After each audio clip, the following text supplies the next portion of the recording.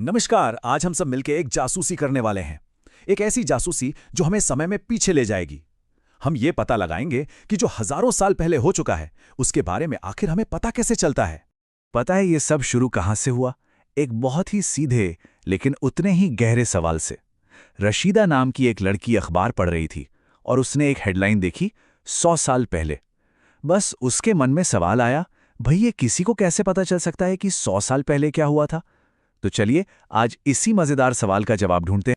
तो तैयार हैं टाइम ट्रैवल के लिए? और सुनिए, हम सिर्फ 100 साल पीछे नहीं जा रहे, नहीं नहीं, हम तो हजारों साल पीछे जा रहे हैं। अब सवाल ये उठता है कि इतिहासकार यानी हिस्टोरियंस अतीत की इतनी बड़ी पहेली को आखिर जोड़ते कैसे हैं?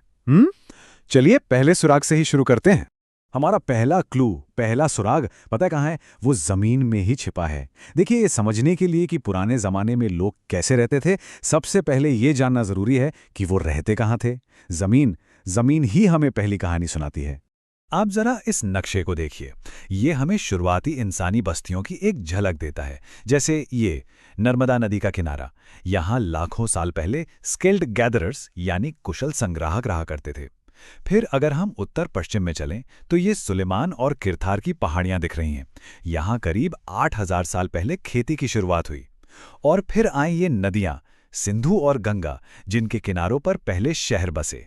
तो जब हम इन जगहों को काइम के साथ जोड़कर देखते हैं ना, तो एक पूरी पिक्चर क्लियर होने लगती है। सोचिए, करीब 8000 साल पहले खेती शुरू हुई।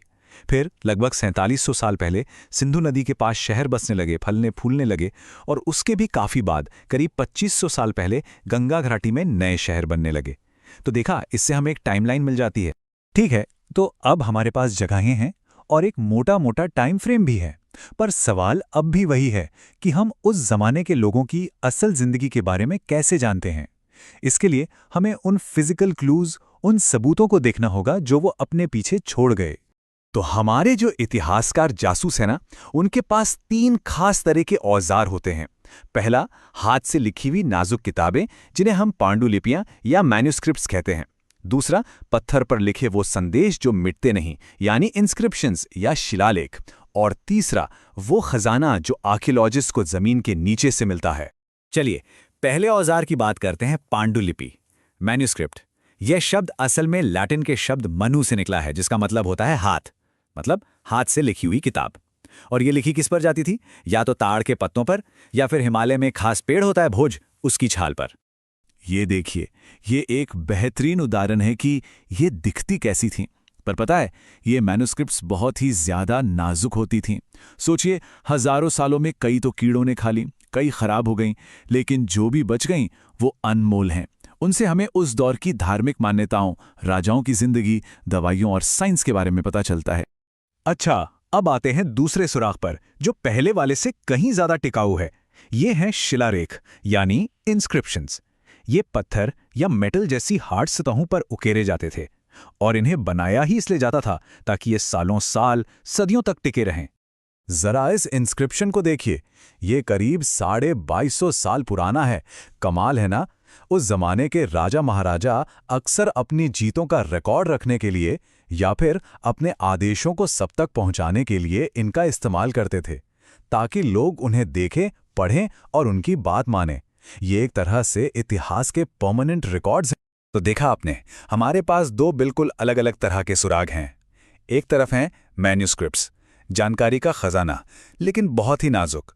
और दूसरी तरफ हैं इंस्क्रिप्शंस, जो अविश्वसनीय रूप से मजबूत हैं, टिकाऊ हैं। ये हिस्टोरियंस के लिए हमेशा से एक चैलेंज रहा है। एक तरफ नाजुक पत्ते और दूसरी तरफ कभी न मिटने वाला पत्थर। लेकिन सोचिए, क्या हो अगर कोई लिखा हुआ रिकॉर्ड मिले ही ना? तब क्या? यहीं पर हमारा तीसरा और सबसे मजेदार सुराग काम आता है, आर्कियोलॉजी यानी पुरातत्व। ये उन चीजों की स्टडी है जो लोग पीछे छोड़ गए। आर्कियोलॉजिस्ट्स तो सचमुच इतिहास को जमीन खोदकर बाहर निकालते हैं। वो क्या क्या ढूंढते हैं?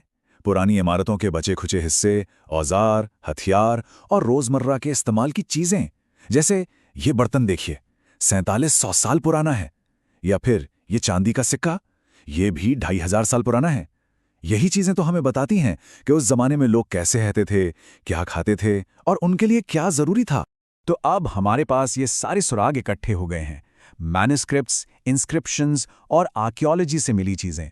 पर इन सुरागों को जोड़कर कहानी बनाता कौन है? यहीं एंट्री होती है हमारे असली जासूसों की।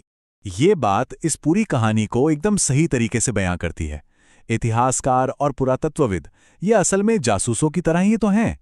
वो इन सभी सोर्सेस का, इन सभी सुरागों का इस्तेमाल करते हैं, चाहे वो एक मैन्युस्क्रिप्ट हो, एक पत्थर का टुकड़ा हो या एक टूटा हुआ बर्तन हो, और एक एक करके अतीत की कहानी को दोबारा खड़ा करते हैं।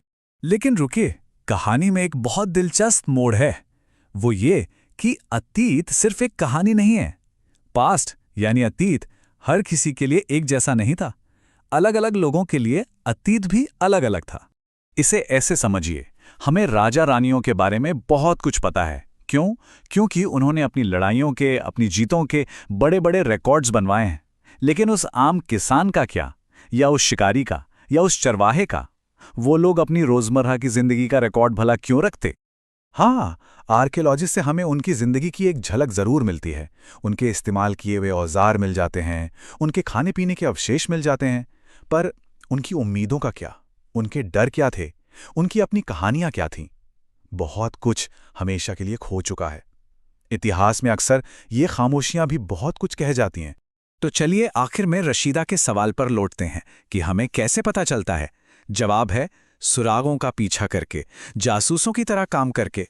अतीत एक बहुत बड़ी पहेली की तरह है, और हाँ, इसके कई टुकड़े शायद हमेशा के लिए गायब रहेंगे। लेकिन मिलने वाला हर एक मैन्युस्क्रिप्ट, हर एक पत्थर, हर एक सिक्का हमें उस बड़ी तस्वीर के और करीब ले जाता है। अब सवाल यह है कि इस पहेली का अगला टुकड़ा कौन सा खोजा